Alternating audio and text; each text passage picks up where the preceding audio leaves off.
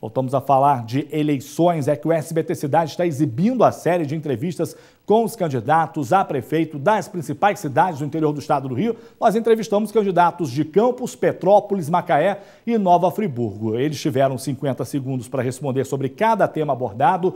No total foram 5: saúde, educação, mobilidade urbana, infraestrutura municipal e incentivo para a economia. Nessa segunda semana, vocês estão acompanhando as entrevistas com os candidatos à Prefeitura de Petrópolis. A escolha dos dias de exibição das entrevistas foi feita por meio de um sorteio com a presença dos assessores dos candidatos. Olha, a quinta e última entrevista de hoje é com o candidato Serginho de Correias, do PPS. Nós acompanhamos a partir de agora.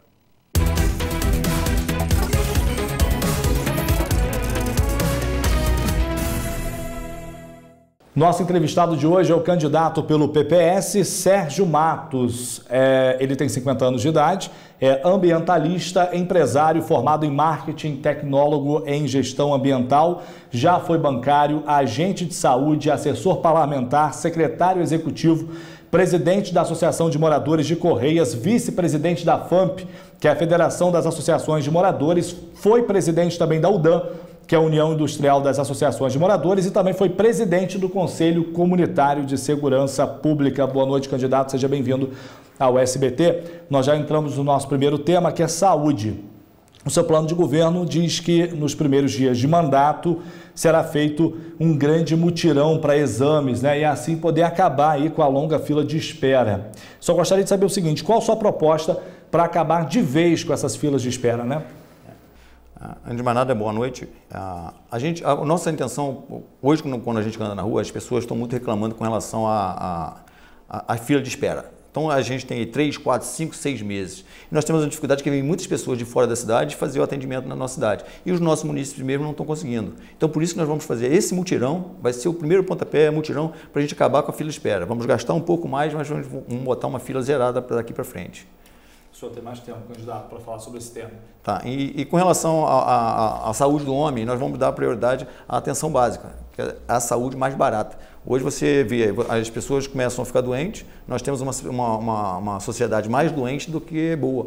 A gente fala de saúde, mas não é saúde, a gente está tratando de doente hoje. Então a gente quer mudar essa mentalidade com a atenção básica, principalmente com o programa do homem, que não é muito bem divulgado na cidade. Falam-se muita coisa em mulheres, sim, mas não falam de homens. Ok, vamos falar agora de educação. O senhor propõe uma mudança de horários nas escolas, né? Segundo o seu plano de governo, a entrada e a saída dos alunos sofreriam um ajuste aí de 1 hora. Mas, candidato, dessa forma, né, o ensino, isso não prejudicaria um pouco os pais, né, desses alunos? Uma vez o senhor propõe isso para desafogar o trânsito, né, e melhorar o ensino. Mas os pais, como ficariam com essa mudança de horário? Olha só, se você analisar, a maioria das pessoas, os pais não levam mais as crianças nas escolas. Ou é o transporte próprio público da escolar, ou eles vão no ônibus público da própria cidade com o vale de transporte dele. Então, se você mudar esse horário de 1 hora, meia hora, você facilita o transporte público, porque a pessoa que vai trabalhar, ele tem um horário para ir e o horário do estudante. Mas só que você beneficia o estudante, porque muitas das vezes o estudante chega na escola cansado. Isso é uma dificuldade. Então você tem que mudar pelo menos 1 hora, meia hora para poder melhorar a qualidade do ensino. As crianças chegam na escola de manhã cedo e estão dormindo. Ou você muda, ou você tem uma mudança de postura para que as crianças possam passar a prestar mais atenção na aula, e essa é a nossa proposta. Por isso que a gente falou nessa mudança de horário. Você facilita o transporte para tanto o usuário que vai trabalhar, como para o estudante, e beneficia também o estudante na parte de ele chegar na escola menos cansado. Tá? Vai dificultar um pouquinho para os pais? Ok, candidato, nosso tempo acabou. Desenvolvimento econômico, o nosso próximo tema. São anunciados investimentos na indústria e no polo de moda da cidade como propostas de desenvolvimento econômico no seu plano de governo. Na prática, né, que tipo de investimentos seriam estes? Olha só, principalmente, a gente quer vender a cidade com um polo de moda. Só que o que a gente sempre falou, a gente tem que falar com as pessoas que a cidade ela tem que produzir mais. Nós hoje, um polo de moda, vou colocar a Rua Tereza aqui. Rua Tereza hoje ela compra muito material de fora e está deixando de produzir. Então, como as pessoas vão vir aqui em Petrópolis buscar comprar um material se eu não tenho essa produção? E a gente vai investir com incentivos fiscais para essas empresas que produzem na cidade, que dão emprego na cidade. Esse é o nosso principal método com relação ao polo de moda. Tá? E nós vamos investir muito na cidade, porque a cidade é turística, então nós vamos trabalhar com o turismo. Por isso que a gente vai investir muito no turismo. O turismo hoje é o nosso primeiro ranking aí de arrecadação, levando esse turismo também para as comunidades carentes. Tá? Candidato, a gente vai falar agora de mobilidade urbana. é que no seu programa, né, fala que vai criar linhas de ônibus interbairros, né, e faixas exclusivas também para ônibus. Agora eu queria entender o seguinte, como criar essas faixas, né, em vias tão estreitas, né, que são cercadas de imóveis, inclusive tombados pelo patrimônio histórico. Então, assim, como seriam essas linhas interbairros, como seriam e como funcionariam? Tá. A nossa maior dificuldade, como você falou dos imóveis tombados, está no centro da cidade, mas no restante da cidade eles não são tombados. Então você tem como você fazer algumas coisas. As linhas exclusivas, você tem aqui a parte do Bing aqui, você tem 2 pistas e de volta. Então você dá uma pista só para os ônibus e os outros para os carros de passeios. Tá? Então você consegue fazer, pelo menos em alguns trechos onde é mais engarrafamento, você conseguir fazer fluir os ônibus. Isso facilita para o trabalhador, para o dono de casa, para o próprio estudante, que vai ganhar 15, 10 minutos aí nesse trajeto.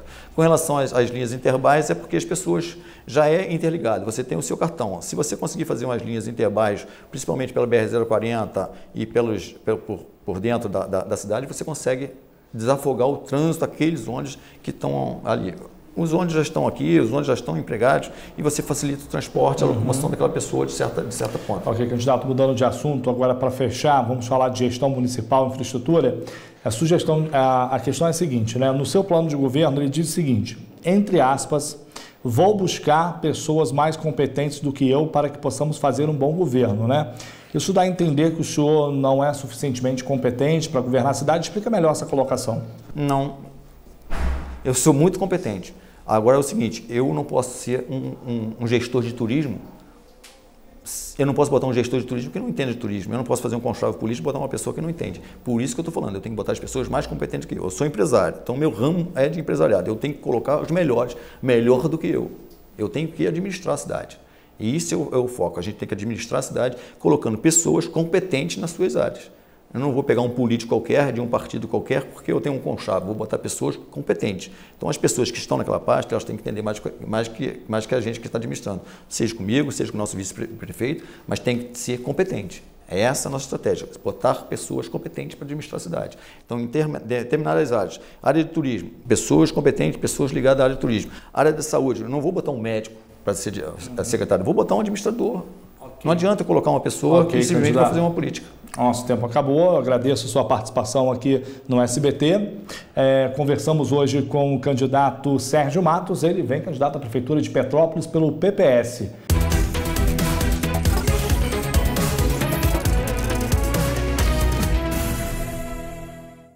É o SBT nas eleições 2016. Hoje, então, encerramos a exibição das entrevistas com os candidatos a prefeito de Petrópolis. Mas, na semana que vem, será a vez dos candidatos à Prefeitura de Macaé. Você não pode perder. São informações importantes para você decidir seu voto.